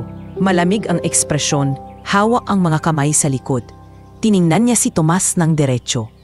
"Ano to, Tomas? Sa'yo raw nakita ang mga piyesa." Nanginginig ang boses ni Tomas. "Don, hindi ko po ginawa to. Wala po akong kinalaman. May naglagay yan para sirain ako." Ngunit halos walang nakikinig sa kanya. Maging ang ibang mekaniko ay nagmamalinis at tumatango-tango. Siguro, Don, simula pa lang may plano na siyang manamantala. Ganyan talaga kapag pinapasok ang pulubi sa trabaho ng mayayaman. Napakuyom ang kamao ni Tomas, ngunit pinilit niyang maging kalmado. "Don, nanunumpa po ako. Hindi ko kinuha ang mga piyesa. Pakiusap, bigyan niyo po ako ng pagkakataon na patunayan yon." Tahimik si Don Ricardo, tila nag-iisip ng malalim. Sa likod ng kanyang isip, naroon ang mga alaala kung paano naayos ng bata ang kanyang sasakyan gamit lang ang kalawangin na gamit. Naroon ang imahe ni Tomas sa kompetisyon, kung paanong hindi siya natitinag kahit tinatawanan. Ngunit bilang isang negosyante, hindi siya pwedeng magbulag-bulagan. "Kung gusto mong patunayan na wala kang kasalanan," wika ng Don, "hanapin mo ang tunay na may gawa nito. Hanggat wala kang ebidensya, lahat ng mata ay nakatutok sa iyo bilang magnanakaw." Umalis si Tomas mula sa garahe ng araw na iyon na mabigat ang dibdib. Pag-uwi niya, sinalubong siya ng nag-aalalang ama at ina. "Anak, ano itong narinig namin? Ninakaw mo raw ang mga piyesa?" tanong ng ina. Halos hindi makapaniwala. "Nay, tay, hindi ko po ginawa. May naglalagay lang para masira ako." Humigpit ang boses ni Tomas. "At hindi ko hahayaang sirain nila ang pangalan ko." Sa mga sumunod na araw, sinimulan ni Tomas ang sarili niyang paghahanap ng katotohanan. Pinagmasdan niya ang mga kilos ng mga kasamahan sa garahe, lalo na si Arturo na laging nakatingin sa kanya ng may ngisi. Isang gabi, matapos ang trabaho, nagpaiwan siya sa garahe at nagkubli sa likod ng isang kotse. Doon niya nakita ang dalawang lalaki na palihim na pumatasok, hawak ang kahon ng pyesa, at may iniabot kay Arturo. Siguraduhin mong si Tomas ang masisisi, bulong ng isa. Oo, siya ang lalabas na magnanakaw, sagot ni Arturo na may halakhak. Agad bumigat ang dibdib ni Tomas, ngunit alam niyang ito ang ebidensyang kailangan niya. Nang sumunod na araw, habang nagsasagawa ng inspeksyon ang Don, lumapit si Tomas, dala ang kahon ng pyesa. Don, sabi niya, buong tapang. Eto po ang ebidensya. Nahuli ko mismo si Arturo kagabi na siya ang tumatanggap ng mga pyesa mula sa dalawang lalaki. Nagulat ang lahat. Ano? Sigaw ng isa. Si Arturo ay namutla. Kasinungalingan yan. Gawa-gawa lang niya. Kunit bago pa siya makapagsalita pa, pumasok ang isang gwardiya at nagulat.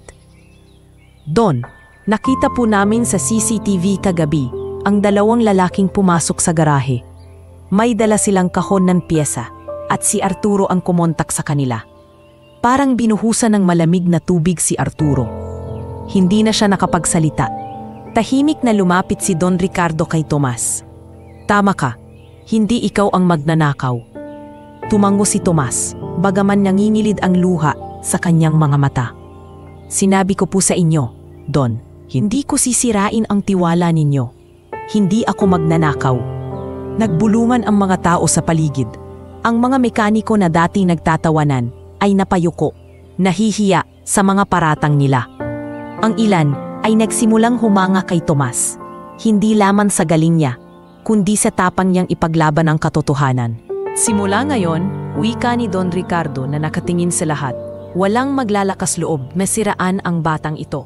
Sa kabila ng lahat ng paninira, pinatunayan niyang mas matatag pa siya kaysa sa inyo. At mula noon, mas lalo pang tumibay ang pangalan ni Tomas. Sa kabila ng paninira at bintang, siya'y nanatiling tapat sa sarili at sa kanyang prinsipyo. At si Don Ricardo sa kauna-unahang pagkakataon ay nakaramdam ng isang bagay na matagal na niyang hindi naramdaman. Paghanga, hindi lamang sa galing ng isang mekaniko, kundi sa tibay ng loob ng isang batang minsan ay itinuring lamang na pulubi. Makalipas ang ilang linggo mula sa insidente ng paninira, nag-iba na ang hangin sa paligid ni Tomas. Ang dating pinitingnan bilang pulubi at walang halaga ay ngayon kinikilala na sa buong bayan bilang batang mekaniko na hindi kayang tibagin ng intriga. Sa bawat paglalakad niya sa kalsada, may mga taong bumabati, may mga batang humahanga, at kahit ang mga dating niyang kalarong nangungutya ay lumalapit na para makipagkamay. Tomas, idol ka na namin, sigaw ng ilang bata sa kalye habang hawak ang laruan nilang kotse. Napangiti si Tomas kahit pawisan at marumi at sagot niya, hindi importante kung anong damit ang suot mo, basta hindi ka sumusuko sa pangarap mo. Ngunit higit pa sa bayan ang nararating ng kanyang pangalan. Dahil sa kanyang husay sa kompetisyon at sa pagkakaligtas niya sa bintang ng pagnanakaw, narating ang balita hanggang sa mga lungsod. Isang araw, ipinatawag siya ni Don Ricardo sa opisina ng garahe. Tomas, wika ng Don habang nakaupo sa kanyang swivel chair, may inanyayahan akong mga kasamahan kong negosyante. Gusto ko itang dalhin doon. Makikita nila kung gaano kakagaling. Nanlaki ang mata ni Tomas. Don, baka hindi po ako bagay doon, mga mayayaman po yun. Baka pagtawanan lang nila ako. Ngumiti si Don, ang unang ngiting nakita ni Tomas mula sa kanya na may halong tunay na respeto. Hindi na mahalaga kung ano ang sasabihin nila. Ang mahalaga, makita nila kung anong kaya mong gawin. Dumating ang araw ng pagtitipon. Sa isang malaki at marangyang hotel, naroon ang mga may-ari ng malalaking kumpanya, mga negosyante na hindi matatawaran ang yaman at kapangyarihan. Suot ni Tomas ang pinakamalinis niyang damit, isang lumang polo na plansado ng kanyang ama at pantalon na minsan ang pinamana sa kanya ng kapitbahay. Kahit hindi mamahalin, dala niya ang sarili ng may dangal. Pagpasok nila ni Don Ricardo sa loob ng silid, agad nagbulungan ang mga tao. Yan ba ang bata? Yan ba ang sinasabi nilang mekaniko? Diyos ko, parang galing lang sa lansangan. Hindi bagay dito. Narinig ni Tomas ang bawat salita, ngunit hindi siya nagpatalo. Tumayo siyang tuwid at ngumiti ng magalang. Ipinakilala siya ni Don Ricardo. Mga kasama, si Tomas, ang batang pulubi na nakapag-ayos ng makina na hindi ninyo kayang ipagawa sa pinakamahal na mekaniko. Umiling ang ilan, hindi kumbinsido. Ngunit isa sa mga negosyante ang naghamon. Kung totoo nga ang sinasabi ninyo, bakit hindi natin subukin dito mismo? May dala akong sasakyang ilang buwan nang hindi gumagana. Kung maayos ng batang yan, doon ako maniniwala. Agad nilang dinala ang sasakyan sa harap ng lahat. Isang imported na kotse na halos itinapon na ng dating may-ari dahil walang makakumpuni. Tumayo si Tomas sa tabi nito, marahang huminga at sinimulang suriin. Habang siya'y nakayuko sa makina, may mga taong muling tumatawa. Naku, baka masira palalo. Bulong ng isa. Mas mabuti pang tawagin ang totoong mekaniko kaysa bata. Dagdag ng isa pa. Ngunit hindi nagpatinag si Tomas. Pinakinggan niya ang tunog ng makina. Sininghot ang amoy ng usok at sinipat ang mga tubo at kable. Sa loob ng 20 minuto, gamit lamang ang ilang lumang gamit na dala niya, inayos niya ang mga sira at siniguradong maayos ang pagkakabit ng bawat piraso. Handa na po! Wika niya matapos ang pawisan at mabusising trabaho. Pinihit ng may-ari ang susi. Vroom! Umugong ang makina ng parang bagong bili. Nagulat ang lahat at isang tatahimikan ang bumalit sa silid. Imposible! Bulong ng may-ari ng kotse. 2 buwan namin hindi napaandar ito. Ngayon, parang wala nang diferensya. Unti-unting nagpalakpakan ang mga tao. Ang iba napilitang ngumiti. Ang ilan lumapit kay Tomas at nakipaggamay. Hindi ako makapaniwala. Ang galing ng batang ito. Siguro nga iba ang natututunan sa lansangan. Hindi ito kayang bilhin ng tera. Habang nakatayo si Tomas sa gitna ng mga taong dati nagdududa sa kanya, naramdaman niya ang kakaibang damdamin. Hindi kayabangan, kundi ang tunay na kasiyahan na nakukita na siya bilang mekaniko, hindi bilang pulubi. Sa gilid, pinagmamasdan siya ni Don Ricardo. Sa kanyang malamag na mga mata, may bakas ng init na matagal nang nawala. Iba ka, Tomas, bulong niya sa sarili. At siguro sa'yo ko makukita ang mga bagay na hindi ko nakita kahit sa mga pinakamalalapit sa akin. Mula noon, nagsimulang tumaas ang respeto ng mga tao kay Tomas. Sa bawat pagtitipon ng mayayaman, sa bawat pagpupulong ng mga negosyante, ang kanyang pangalan ay nababanggit. Hindi na lamang siya kilala bilang batang pulubi, kundi bilang batang mekaniko na may talento at integridad. At sa bawat gabing umuuwi siya sa kanilang maliit na tahanan, dala niya ang ngiti ng kanyang ina at ama. Kahit mahirap pa rin ang kanilang buhay, may dahilan sila para maniwala na darating ang araw na tuluyan silang aangat. Ngunit alam ni Tomas, hindi pa iyon ang dulo. Sapagkat sa bawat pagkilala na kanyang natatanggap, mas dumadami rin ang mga matang naiinggit at nagbabantay, naghihintay ng pagkakataon para siya'y muling ibagsak. Makalipas ang mga araw ng intriga at sabotahe, muling ipinatawag ni Don Ricardo si Tomas sa kanyang opisina. Nakaupo siya sa likod ng malaking mesa, seryoso ang mukha, ngunit may kakaibang kislap sa mga mata. Nakahawak siya ng ilang papel na halatang mahalaga. Tomas, wika ng Don. Ilang ulit mo nang pinatunayan sa akin na hindi ka basta mekaniko lang. Hindi ka sumusuko sa hamon at higit pa sa lahat, may integridad ka. Kaya gusto kong ibigay sa iyo ang pagkakataong hindi mo kailanman makukuha kung hindi ka tumaya. Nagulat si Tomas. Ano pong ibig ninyong sabihin, Don? Ngumiti si Don Ricardo. Ipinapadala kita sa isang paaralan sa Maynila. May kaibigan akong dean ng kolehiyo. Bibigyan kanila ng scholarship para mag-aral ng mekanika at engineering. Kung tatanggapin mo, magiging formal ang lahat ng kaalaman mo at balang araw, mas higit pa ang mararating mo. Napatulala si Tomas. Hindi niya alam kung matutuwa o matatakot. Don, malaking bagay po yan. Pero paano po ang pamilya ko? Sino ang mag-aalaga sa nanay ko? Paano ang kita ko sa garahe? Sumeryoso ang mukha ni Don Ricardo. Hindi mo dapat sayangin ang pagkakataong ito. Ang pamilya mo, tutulungan ko. Hindi ko sila pababayaan habang nag-aaral ka. Ngunit ikaw, bata, kailangan mong magdesisyon. Gusto mo bang manatiling mekaniko lamang sa garahe o maging inhenyero na kikilalanin ng buong bansa? Umuwi si Tomas na mabigat ang dibdib. Pagdating niya, agad niyang ibinalita sa kanyang mga magulang. Nay, Tay, inalok po ako ni Don ng scholarship. Pero ibig sabihin, kailangan kong umalis at mag-aral sa Maynila. Nagkatinginan si Mang Ernesto at ang kanyang ina. Sa kabila ng panghihina, mumiti ang ina at hinawakan ang kamay ni Tomas. Anak, ito na ang sagot sa lahat ng dasal natin. Huwag mong sayangin. Kahit wala ka sa tabi ko, ang puso mo'y dala mo kami. Tama ang nanay mo, anak. Dagdag ni Mang Ernesto, ako na ang bahala rito. Kung may pangarap kang abutin, ngayon na ang oras. Huwag kang mag-alala sa amin. Ang pinakamagandang regalo mo ay ang makita ka naming umaangat. Napaluha si Tomas.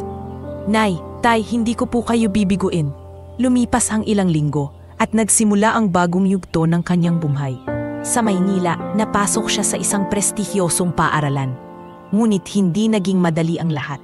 Sa unang araw pa lang, ramdam niya ang pangungutya mula sa mga kaklase. Siya ba ang scholar? Bulong ng isa. Naku, galing lang daw sa lansangan. Paano siya nakapasok dito? Dagdag pa ng iba. Tahimik lang si Tomas. Sanay na siya sa ganitong tingin. Ngunit masakit pa ring marinig. Sa halip na sagutin sila, inubos niya ang oras sa pag-aaral. Pinag-aralan niya ang bawat libro, bawat makina na nasa laboratorio. Sa isang klase, binigyan sila ng guro ng pagsubok. Ayusin ang isang makina na ilang taon nang hindi gumagana. Habang ang iba ay abala sa pag-aaway kung anong gagawin, si Tomas ay tahimik na nagtrabaho gamit ang diskarte mula sa lansangan at ang kaalaman mula sa mga libro. Napaganan niya ito bago matapos ang oras. Nabigla ang mga kaklase. Imposible! Paano niya nagawa yun? Ang guro ay ngumiti. Hindi imposible kung may sipag at tiyaga. At iyon ang mayroon si Tomas. Mula noon, nagsimulang magbago ang tingin sa kanya ng ilan. Hindi na siya basta pulubi. Isa siyang kaklase na may kakayahang lumampas sa hangganan ng pinagmulan. Yumipas ang mga taon ng pag-aaral. Sa bawat semester, lalong tumitibay ang pangalan ni Tomas. Sa tulong ni Don Ricardo, nakapagtapos siya ng kursong engineering at hindi lamang basta nakapagtapos, kundi bilang isa sa pinakamagaling na estudyante ng kanilang batch. Pagbalik niya sa kanilang bayan, sinalubong siya ng kanyang pamilya at mga kababayan. Hindi na siya ang batang pulubi na nakatira sa barong-barong. Siya na ngayon si Tomas, ang inhenyero at mekanikong kinikilala sa buong bansa. Nagpatayo siya ng sariling talyer at kalaunan isang malaking kumpanya ng automotive engineering. Ngunit higit sa lahat, binigyan niya ng maayos na bahay at magandang buhay ang kanyang pamilya.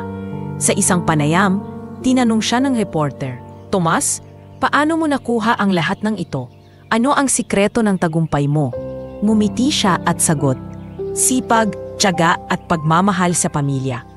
Ang lahat ng ito ay nagsimula sa isang hamon na aayusin ko ang sasakyan ng isang Don kapalit ng kalayaan ng tatay ko. At mula noon, natutunan ko na walang imposible kung hindi ka susuko.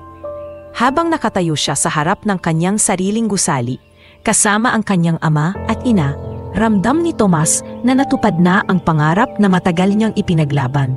At sa kabila ng lahat, dala niya sa kanyang puso ang alaala ng batang pulubi na minsan ay nangarap lamang sa gilid ng kalsada at na yun ay patunay na kahit sino, gaano man tahirap ang simula, ay maaaring magtagumpay kung hindi sumusuko sa laban ng buhay.